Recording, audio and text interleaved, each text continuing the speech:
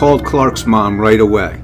I had their home phone number because last Christmas, Clark invited me to his house for Christmas dinner since my parents and I were still fighting pretty badly. He'd already gone home while I had to work, so he gave me the phone number in case I got lost and he didn't answer his cell. Clark's mom was devastated and asked me a million questions. It was very, very uncomfortable. She agreed to drive down that day and post bail for him. She lived a few hours away, so she said she'd be there around 5 p.m. The county we were in didn't allow online payments via credit card, cash only, so she had to physically drive the money down. In the middle of the phone call, I missed a call from a number that wasn't in my contacts. I called back and they answered immediately. "Hi, I missed a call from this number." "Hi, is this Xander?" "Yeah, who's this?" "Xander, I'm Katie's mom. Your parents gave me your number." "Shit." "Hi, can't talk now. I'm in a rush and She cut me off. "Have you heard from Katie? She didn't come home last night. Your mom gave me your number. Please tell me she's with you." "She's not," I said. "I'm not sure where she is. I have to go. I'll call you back." I hung up the phone. I didn't want to talk to her about Katie because I was about to file her missing person report. I walked over to the reception desk. "I was just talking to an officer, and then he arrested my friend and walked off. I need to talk to the officer on my other case about identity fraud." "What case number?" the lady asked. A while later, I was sitting in one of their interrogation rooms asking for a private meeting. Detective Hernandez sat at the opposite end of a metal table. My 2 case files were on the table in front of him. He was glancing through them, trying to familiarize himself with the break-in report. A tape recorder sat between us. He pressed a button on the recorder and the tape started rolling. He stated his name, my case numbers, the date, and the time. "All right, go ahead," he said. "So, I submitted a report for identity theft a while ago and I haven't heard anything about it." "The FTC can take some time to respond," he replied. "Well, now there's a new report for a break-in at my apartment. I was talking to another officer earlier and told him that I have a suspect for both crimes." "Yes," the detective said, looking over one of the folders. He had both cases on the table. "One David King, correct?" "Looks like it was written in your file." "Yes, that's him, David King. He used to be a friend of mine, but now he hates me and has been targeting me." "Targeting you how?" "Most recently, he's kidnapped my girlfriend Katie." That caught his attention. He pulled a pen from his front pocket. "When was this?" he asked, setting his pen on a blank page. "Last night, when we went to go graffiti his house. He chased after us and pinned me to a table. He called someone on the phone and had them put Katie on the phone. I heard her voice and he claimed he'd kidnapped her to motivate me." "Motivate you to do what?" Hernandez asked. I told him about the DARE conversation, then about all the junk mail, my online accounts, the credit card fraud, my parents' credit being targeted, my car's windows, the break-in, my bank account being emptied, the graffiti incident, Katie's phone call, protecting Clark's bank and online accounts, and now Clark's arrest. Hernandez took copious notes. "It just keeps escalating," I said in defeat. I watched Hernandez carefully, trying to gauge his reaction. I couldn't tell what he believed. "I need more details about the phone call," he said at last. "What did she say? What did you say? What did you hear on the other end?" We talked through everything for an hour. Nothing I said was useful for finding Katie, but Hernandez sat back after I finished. "Xander, I have to be honest. This all sounds very, loose. I don't mean the crimes themselves. I mean the connections linking David to all of these crimes. There's nothing that can be done about the identity theft until the FTC has finished their investigation. The break-in, broken windows, hacked accounts, and emptied bank account will have to produce their own evidence to prove that David committed each one. To you, this is all one timeline of events, but to the law, they are separate crimes that have to be treated with no regard for past actions," he said. His tone was reasonable and concerned. "I believe you, but I can't make an arrest without witnesses or hard evidence. Your story is circumstantial at best, but I do believe you when you say they are connected." Finally, someone believed me. "What have the techs said about the break-in?" I asked. "They said they found a few fingerprints. All the fingerprints found belong to each of you and a few other people who used to live there. According to the file, they've all been confirmed as past residents." "What about the ATM camera?" "Now that's something unfortunate," he said, looking through the folder again. "We got a call from your bank to file a fraud report. It was smart of you to go through the bank to report the fraud. My boss made it a priority, and since it was your same name, it was added to our file on your identity theft. I've been the one personally working on your identity theft case. Once I received the case, I called the convenience store that the ATM was in. They gave me the brand of the ATM so I could request footage from the company. Problem is, that ATM doesn't have a camera." "What? How can an ATM not have a camera?" "Not all brands do. Some ATMs don't have cameras built in, and this was one of them. Someone logged into your online bank account right before the ATM transaction and moved all your money from savings into your checking account. They also increased your ATM withdrawal limit to $5,000 while online, which was above the $3,500 you had in your account. Normally you can only withdraw $500 per day." "What about the store's cameras?" I practically shouted. "I asked for them to bring the footage down. They said they'll be in today," he said. "Where's this store?" I asked. "I want to see this for myself." "No," he said firmly. "I may have inclination to lean toward your theory, but I will collect the evidence myself and a court will decide. You steer clear of this."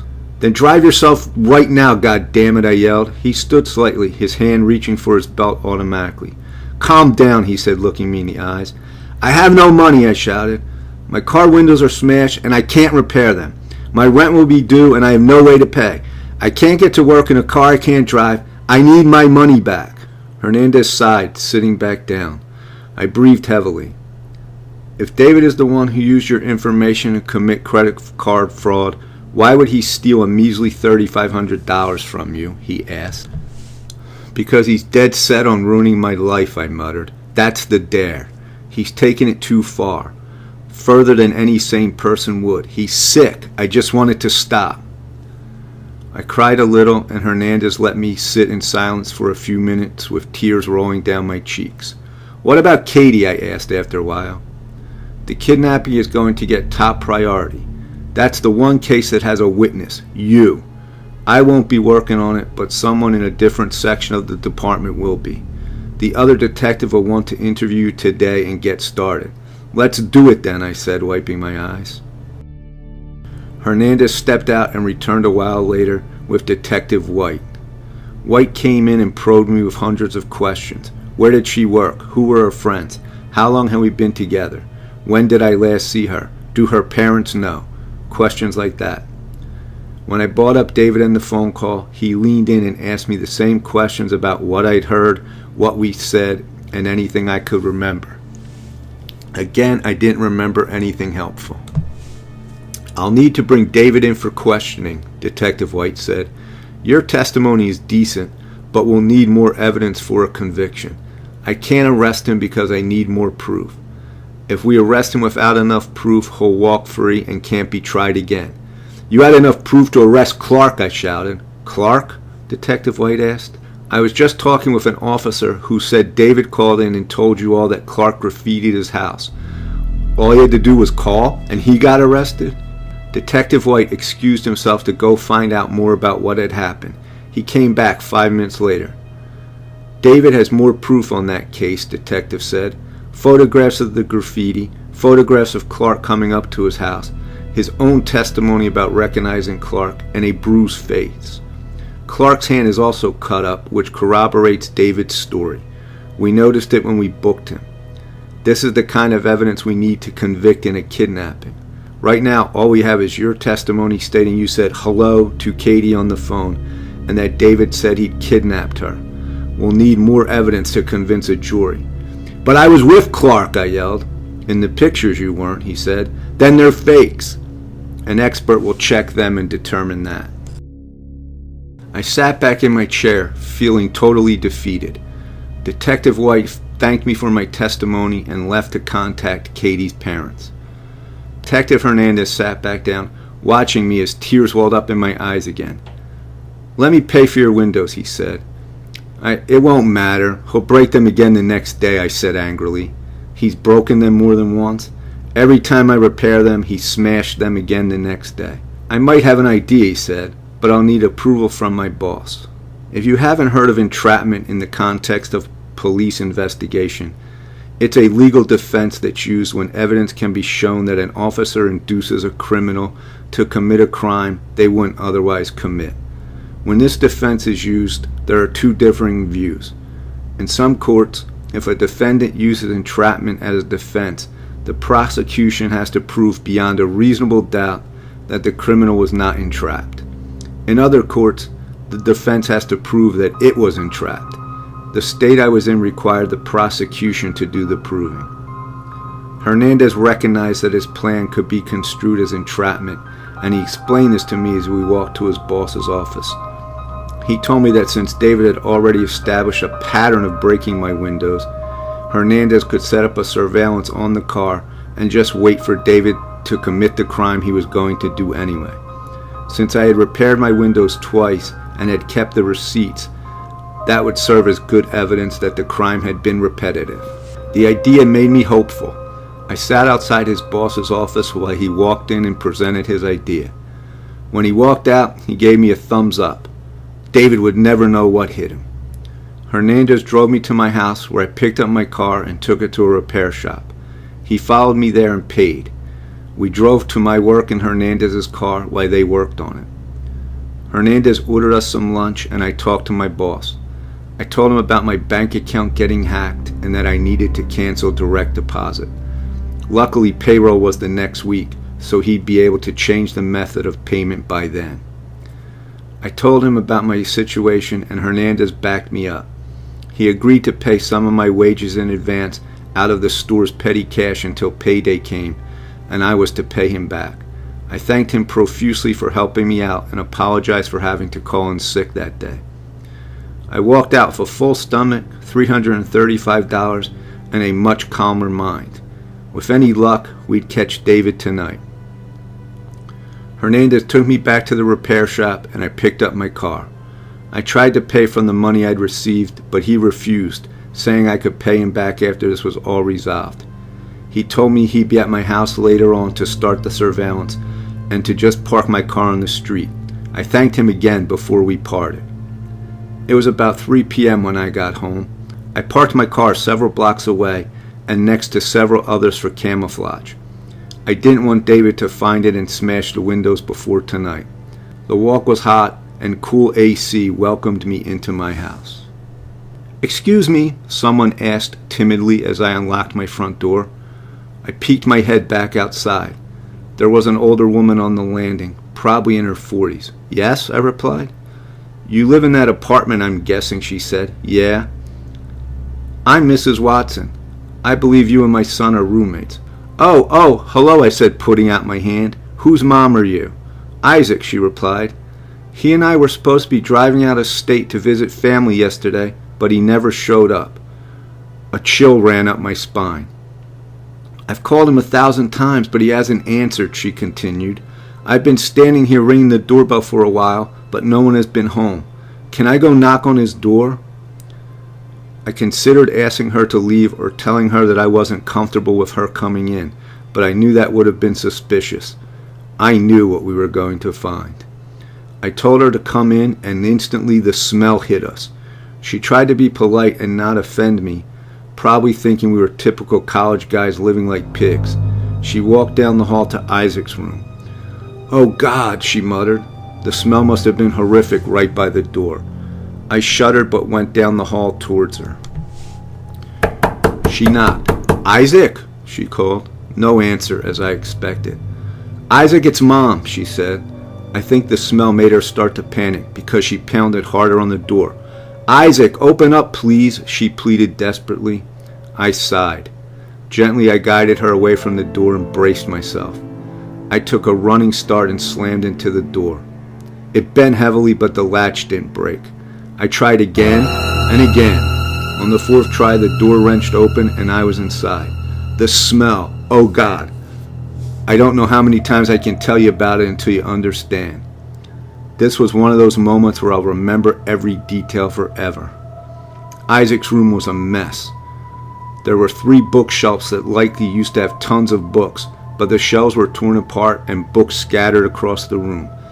His computer desk had paper scattered across it and cups knocked over.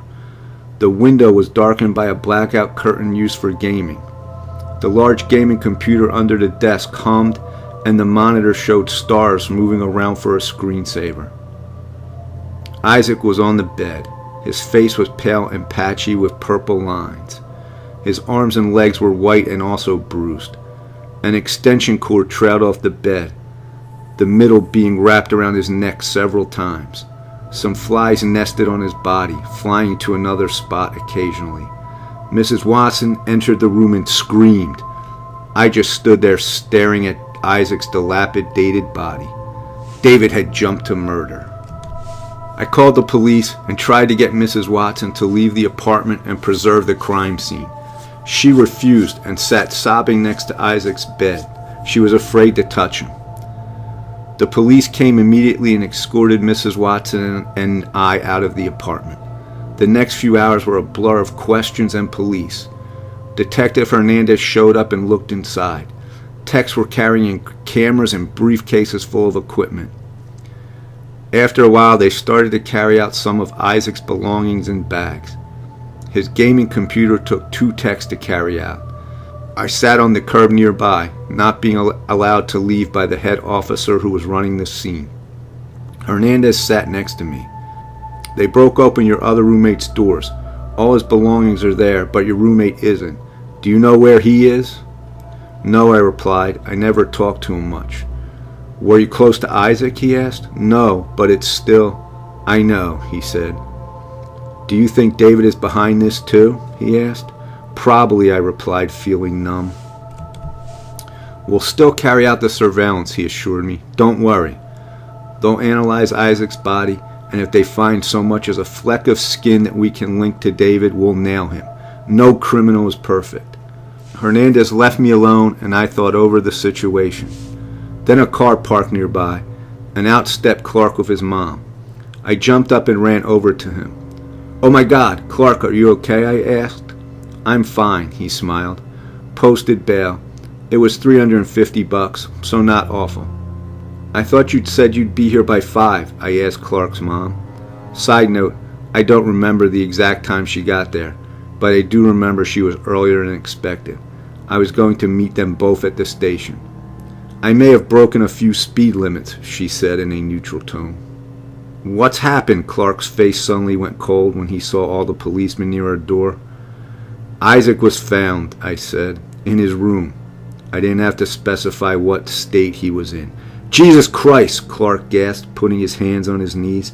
He started hyperventilating, and his mom warily put a hand on his back. Clark, honey, let's just go for a drive. We can get your stuff later. Your stuff? I asked. He's moving out, his mom said sharply. He told me all about this sick game your friend is playing. I don't think it's very funny. It's not funny, I shouted. It never was. This fucking asshole is trying to ruin my life. It's not a game. A few of the policemen turned to watch me from the balcony.